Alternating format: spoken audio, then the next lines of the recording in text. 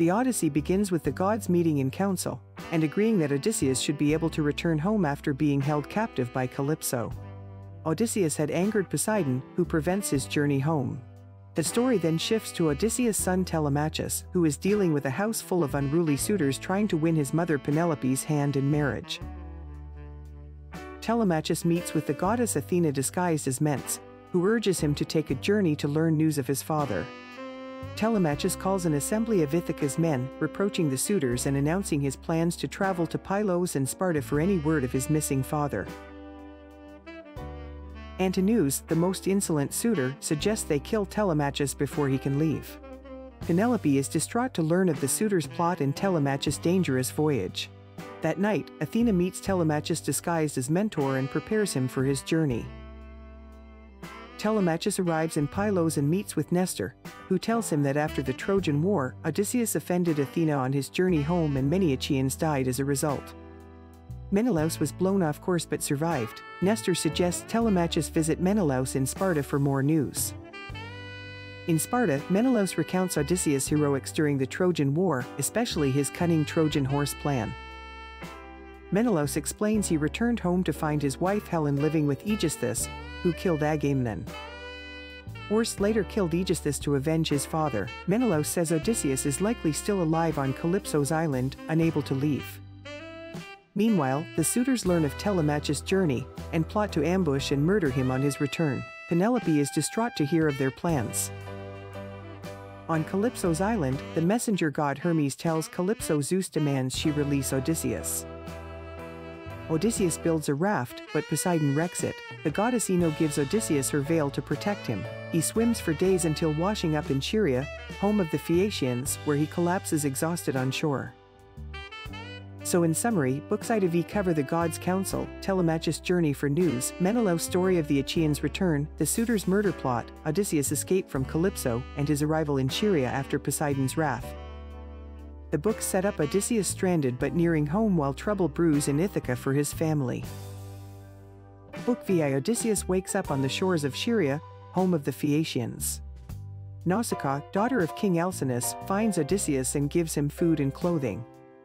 Athena appears to Odysseus as a young girl and instructs him to go to Alcinous' palace. Odysseus follows her advice and is welcomed by Alcinous and his wife Arete. Book 7 Odysseus is treated as an honored guest. After dinner, he reveals his identity and tells of his journey. Alcinous promises to help Odysseus return home to Ithaca. Meanwhile in Ithaca, the suitors learn that Telemachus has left to search for news of his father. Angry that Telemachus may find Odysseus, they plot to kill him when he returns. Penelope is distraught upon learning of their plot. Book 8 Alcinous hosts games and athletic contests, in Odysseus' honor. Odysseus wins the discus throw, impressing the Phaeacians with his strength and skill. Demodocus, a blind bard, sings of Odysseus' role in the Trojan War and his anger at Achilles.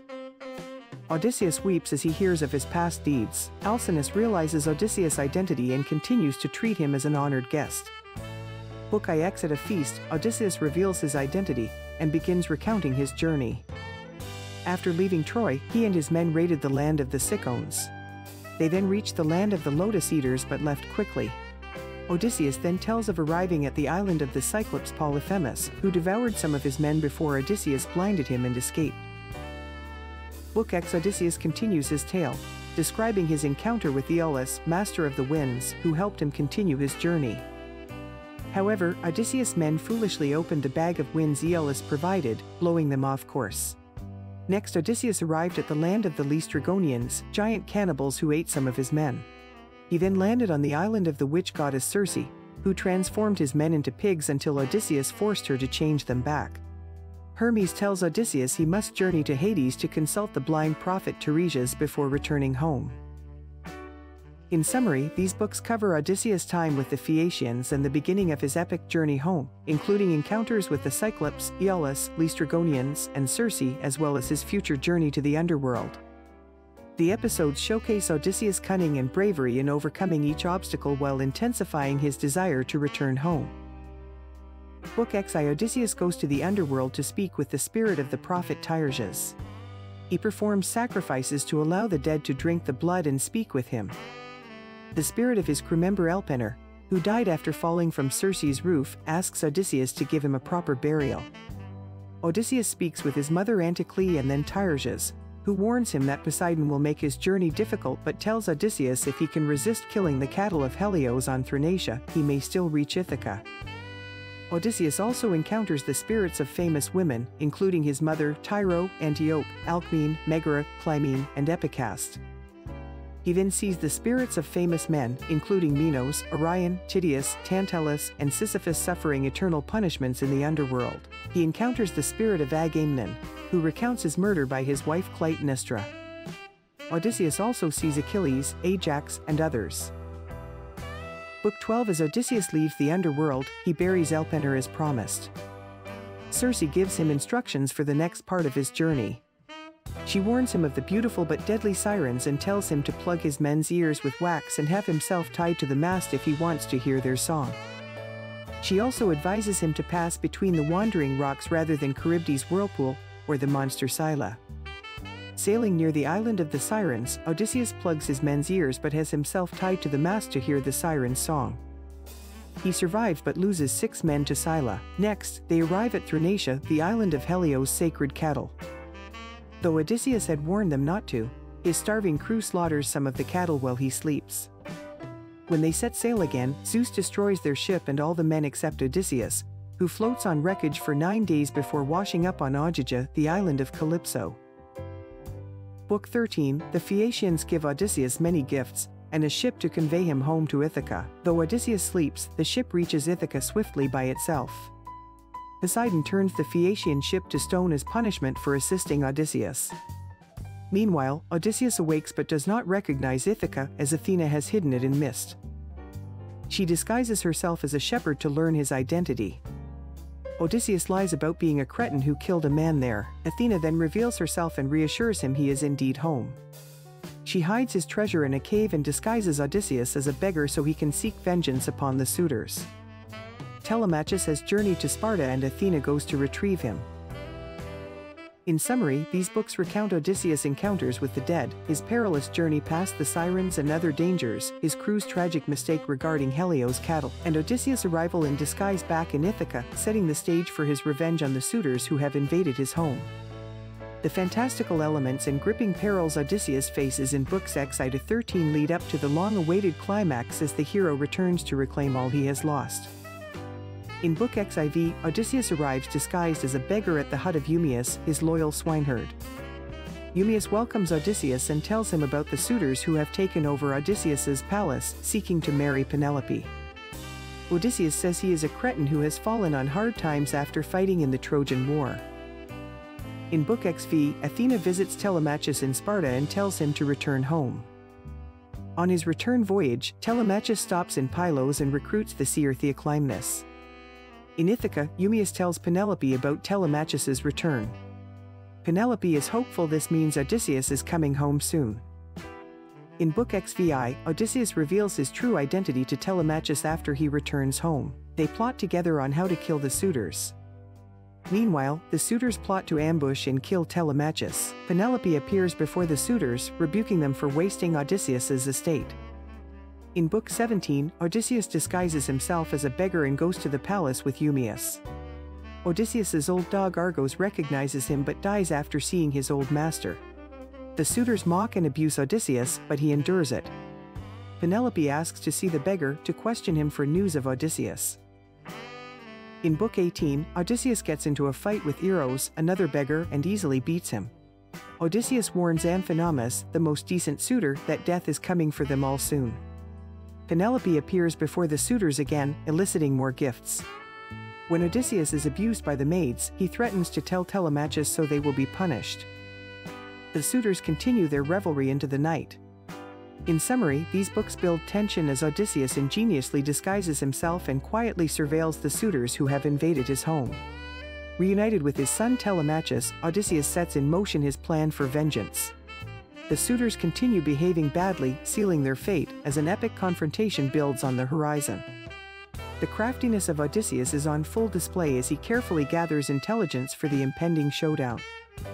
In Book XIX, Odysseus finally reveals himself to Penelope, who tests him to be sure it is really her husband.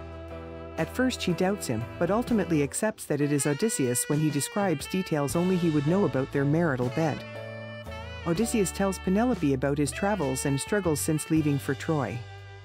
Penelope describes her troubles with the suitors. They are overjoyed to be reunited.